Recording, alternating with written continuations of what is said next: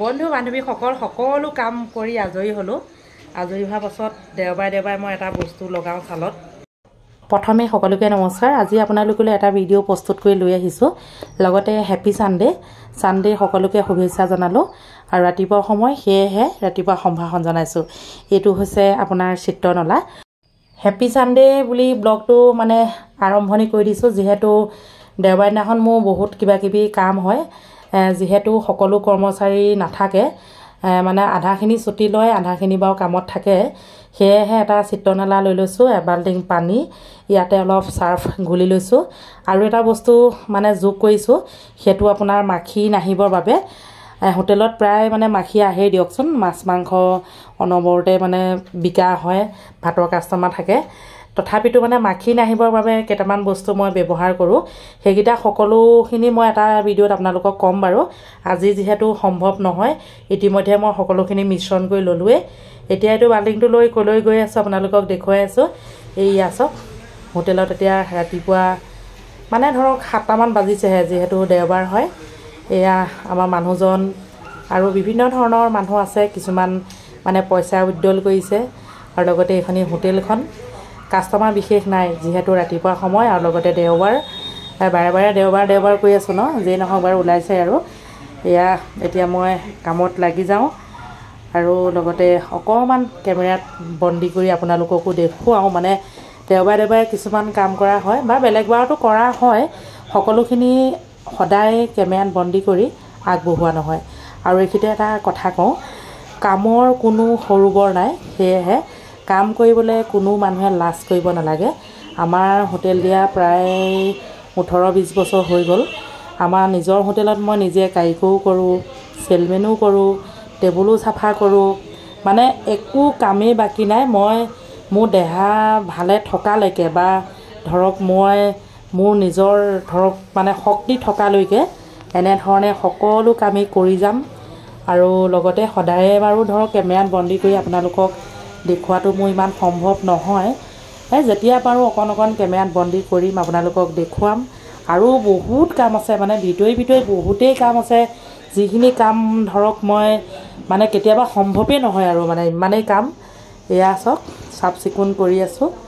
আৰু লগতে যিকেইজন কৰ্মচাৰী আছে তেওঁলোকেও নিজৰ কামত ব্যস্ত। আৰু বিশেষকৈ ডাঙৰ যে হোটেলখন, বহুত কাম আছে, মানে বহুত কাম ওলায়। বাচন ধোৱাৰ পৰা ধৰি আপোনাৰ পাকঘৰ চফা কৰা, আগফালে কিচেন চফা কৰা, একদম বহুত কাম, মানে কোনো ভাষা নাই। টেবুলবিলাক মই যিটো ধৰণে মানে চাফ চিকুণ কৰোঁ, দিনটোলৈ মাখি নাহে। আৰু মাখি আহিলে দেখিবলৈও অকণমান বেয়া লাগে দিয়কচোন। সেয়েহে আমাৰ কেমেৰামেনে কেমেৰা কিন্তু খুব পকাইছে যে যেনিয়ে তেনিয়ে। এতিয়া মই মানে কাম বন কৰি আজৰি হৈছোঁ, মানে হোটেলখন চফা হৈছে আৰু। এয়া লাৰু লৈছোঁ আৰু লগতে লাল চাহ খাবলৈ বহি আছোঁ। ল'ৰাটোক কৈছোঁ বোলো লাল চাহ একাপ দে, লাৰু খাই খুব ভাল পাওঁ মই। যিহেতু পিঠাগুড়ি গুড় এনেকৈ মিলাই পেলাই পকা মিঠৈ তাৰ ওপৰতে বনাইছিলোঁ, কিন্তু মানে আলহী আহিছিলে, মিটাপ যে পাতিছিলোঁ, বহুত বেছিকৈ বনোৱা হ'ল, থাকি গ'ল। এতিয়া এইকেইদিন মই পূৰা ডকচি আছে আৰু, সৰু যে 2-3টাকৈ চাহৰ লগত সদায় খাওঁ। লাল চাহত আকৌ মই চেনি নিদিওঁ। ইতিমধ্যে মোৰ লাল চাহ আহি গ'ল। মানে লাল চাহ খাওঁ ধৰক চেনি নিদিয়াকৈ। ৰাতিপুৱা কিন্তু মই আজৱাইন পানী খাওঁ, সেইটো আগতে আপোনালোকক দেখুৱাইছিলোঁ। ৰাতিপুৱাই আজৱাইন পানী 1 কাপ খাই লওঁ। আকৌ এতিয়া দেখুৱাইছোঁ। এতিয়া লাহেকৈ 10 বাজিলে, 10 বজাৰ লগে লগে এনেকুৱা পৰিৱেশ হৈছে। হোটেলখন চাফা কৰোঁতে আপোনাৰ 30 মিনিট ল'লে আৰু, পটাপট চাফা কৰিলোঁ। আৰু লগতে বহুত ধুনীয়া চফা হৈ গ'ল, আলমাৰিটো চফা হৈ গ'ল। আলমাৰিটো বেলেগে কৰিলে। আচাৰখিনি চাওক, চাৰ্ফ পানী দি খুব ধুনীয়াকৈ বৈয়ামখিনি ধুলোঁ। কেলৈ কওকচোন, ৰাস্তাৰ কাষতেই ধূলি বালি আহি থাকে, সেয়েহে ওপৰে ধুই দিলোঁ। লগতে কেমেৰাত বন্দী কৰি আপোনালোকলৈ আজি এটা অকণমানি ভিডিঅ' আগবঢ়ালোঁ। যদি ভিডিঅ'টো চাই ভাল লাগিলে লাইক কমেণ্ট কৰিব। এতিয়া লাহেকৈ দুপৰীয়া হওঁ হৈছে, চবফালে চাফ চিকুণ কৰি ল'লোঁ। এতিয়া নিজকে ইমান মানে চাফা লাগিছে। চাওকচোন, বৈয়ামবিলাক মানে খুব চাবোন দি ধুনীয়াকৈ ধুই দিলোঁ। মানে ৰাস্তাৰ কাষতে দোকান যে, খুব লেতেৰা হয়। যে কি নহওক, হোটেলখনো আকৌ এবাৰ দেখুৱাই দিছোঁ, কি চাফা লাগিছে চাওকচোন।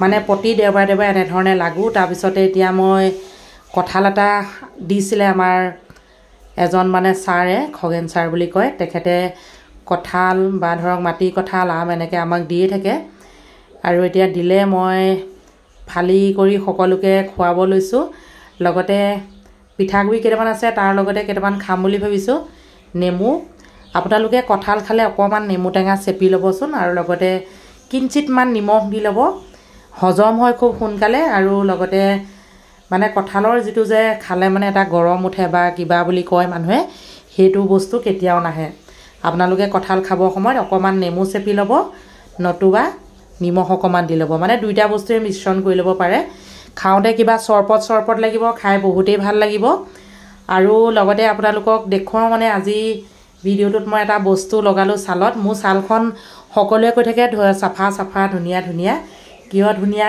চাওকচোন বন্ধু বান্ধৱীসকল সকলো কাম কৰি আজৰি হ'লোঁ আজৰি হোৱাৰ পাছত দেওবাৰে মই এটা বস্তু লগাওঁ ছালত এয়া দেখিছে পূৰা লগাই থৈছোঁ ভৰিয়ে হাতে ডিঙিয়ে চবতে লগাওঁ মানে এইটো পুৰুষ মহিলা সকলোৱে লগাব পাৰে বিশেষকৈ এই যে এতিয়া গৰমৰ দিনত ধৰক ছালখন বেয়া হৈ যায় ন সেই তেতিয়া আপোনালোকে ধৰক এনেকৈ লগাই ধুনীয়াকৈ মানে ধৰক দেওবাৰে লগালেও হ'ল বা সপ্তাহত দুদিন লগাব পাৰে লগাই একদম চাফাকৈ ধুই দিব লাগে ধুনীয়া হৈ থাকিব আৰু লগতে আজি ভিডিঅ'টো কেইটা পালে জনাব যদি ভাল পালে লাইক কমেণ্ট কৰিব আৰু নতুন ভিডিঅ' আনি থাকিম আপোনালোকৰ মাজলৈ মই আজি ভিডিঅ'টো শ্বেয়াৰ কৰি দিব